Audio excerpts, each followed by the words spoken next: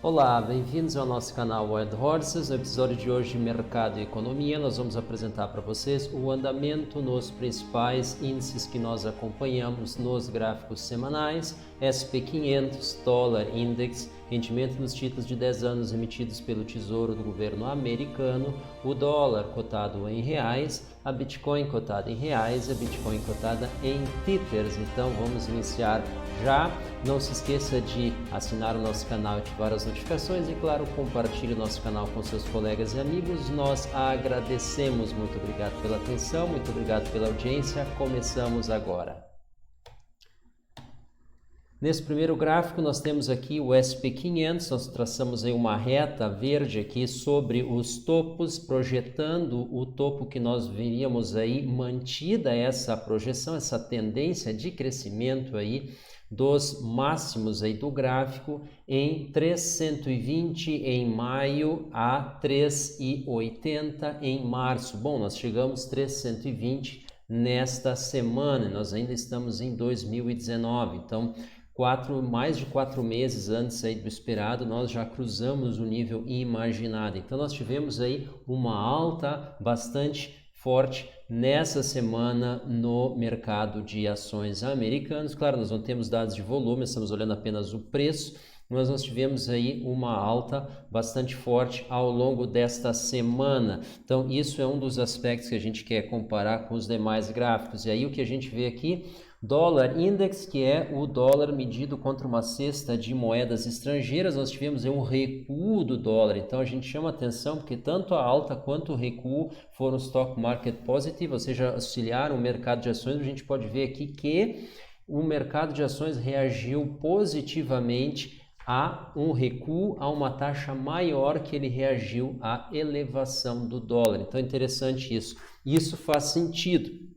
O dólar perder força, o dólar mais fraco, ele é stock market positive. Por quê? Porque daí a quantidade de dólares para comprar a mesma quantidade de valor, tecnicamente ela aumenta, uma análise superficial, mas ela em grandes números aí ela eventualmente se verifica, o que justificaria então um stock market positive. Aliás, além disso, a variação então positiva dos ativos atrai aí o capital que vem, então, que se integra ao mercado de ações, jogando então os preços para cima.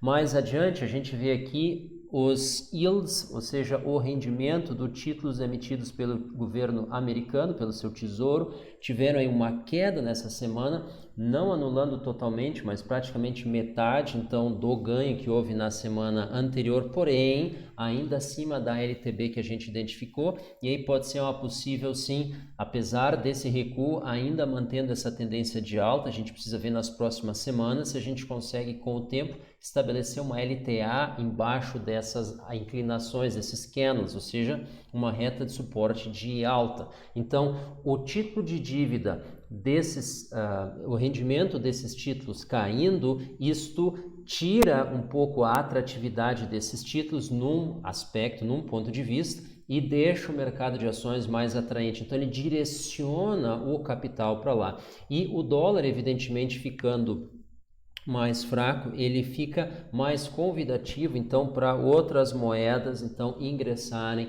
no mercado americano e indo direto então para os stock markets. A gente lembra aí, só o Banco Nacional Suíço ele tem em torno aí mais de 80 bilhões de dólares aí investido em empresas americanas via o mercado de ações. Então esse tipo de fenômeno aí que atrai. E de outra forma, a recuo nos títulos de dívida, nos rendimentos, nesses yields, ele está associado à entrada de capital nos Estados Unidos. Então, o que acontece? Boa parte desse capital, claro, vai para os títulos de dívida, mas o restante tende aí, então, para ativos de razoável liquidez, não tanto quanto os Treasuries Bills, Treasury Notes, mas o mercado de ações tem, sim, a sua liquidez para valores menores. Então, isso também se justifica muito, embora a gente chame atenção, boa parte do movimento de alta no mercado de ações tem sido majoritariamente compra das próprias empresas via empréstimos que elas fazem aos bancos.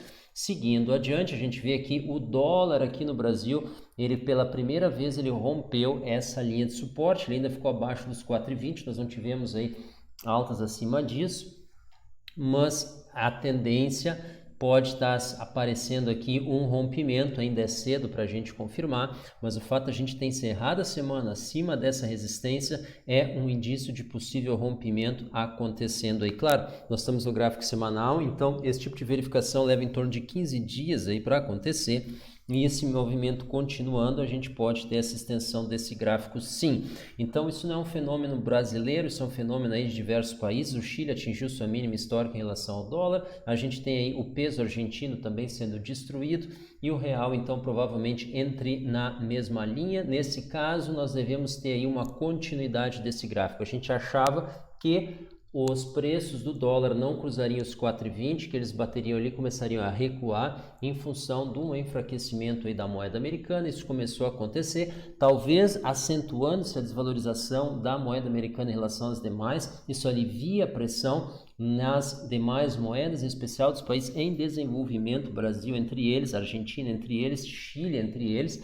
E aí a gente começa a ter, quem sabe, aí uma estabilização do câmbio nesse máximo e aí aos poucos a gente começa a ter um recuo, como a gente viu aqui algumas semanas atrás, para os R$ aqui no Brasil.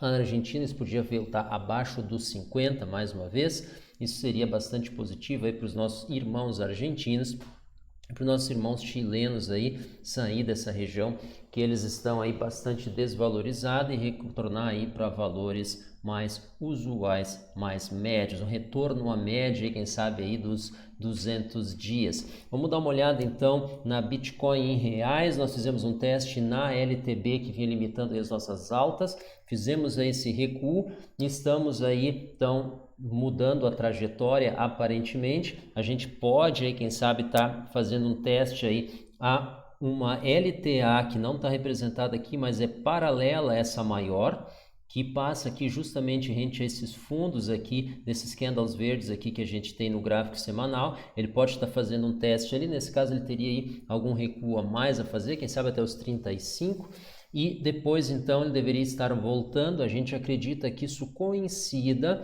com a movimentação da Bitcoin Tether. A gente chama atenção para o volume vem caindo, a gente pode ver aqui os topos associados a volumes cada vez menor e os preços também. Então existe sim uma correlação visual, em especial aqui nós estamos falando aqui desde março. A gente teve uma elevação no volume coincidindo com uma elevação nos preços, agora a gente está tendo um recuo no volume coincidindo com um recuo nos preços desde então. Então a gente chama atenção aí para essa correlação e quem sabe está acompanhando o volume aqui pode nos dar uma ideia para onde os preços vão. Isso sendo verdade, nós precisaríamos aí nessa semana agora o dobro do volume que nós tivemos na semana anterior. E aí, claro, para encerrar, por último, não menos importante, talvez exatamente o contrário, nós temos aqui Bitcoin cotado em Tether. A gente segue recuando, porém segue aí acima da LTB invicta, já rompida aí a quarta semana aí que nós fechamos acima dela, porém os preços estão em declínio, mas felizmente o volume também. Por conta disso, nós não acreditamos que seja um movimento aí prolongado. A gente pode ver aqui nós tivemos grandes recuos com volume, tá? No passado, e nós acreditamos então que doravante essa movimentação pode estar chegando no fim. A gente enxerga aqui também uma projeção dessas LTBs paralela, onde a gente estaria testando aí exatamente esta LTA, né, dessas LTAs azul aqui, é uma projeção rente ao fundo aqui desses candles semanais. Paralelos a ele, a gente poderia estar testando um deles agora e aí na semana seguinte estar revertendo, né? Interessantemente, a gente coincidiu aqui com o pico que nós tivemos aos 14K, que seria uma reversão. O fato de ter fechado, a gente comentou, o fato de ter fechado o candle em baixa naquela semana era um sinal baixista e não foi diferente, apesar da gente ter tido aí movimentos de alta, a gente jamais cruzou novamente o pico, atingido ali nos 14K, e desde então, analisando os máximos, nós estamos em declínio. Então, muita atenção para essa semana. O fator positivo, que é o mesmo comentário da semana anterior, é que o volume é decrescente, então isso aí sinaliza aí que a movimentação está indo contra a tendência. Nós ainda não perdemos a tendência de alta no gráfico semanal, Quando a gente perder, a gente vai avisar, então acompanhe a gente via Twitter e via Telegram. E claro, se você gosta das nossas análises e gostaria de acompanhá-las diariamente, aí você tem que assinar o nosso serviço Alertas Wild Horses. Nós recebemos vocês de braços abertos, a gente tem respondido todas as perguntas e feito as análises aí sob demanda. E quando, claro, a gente tem perguntas que a gente não conhece o tema, não se sente seguro para responder, aí a gente indica a referência. Faça parte do nosso grupo, nós temos um plano plano mensal R$ 99 e o trimestral R$ 195. Muito obrigado, até a próxima. Bons negócios. Tchau.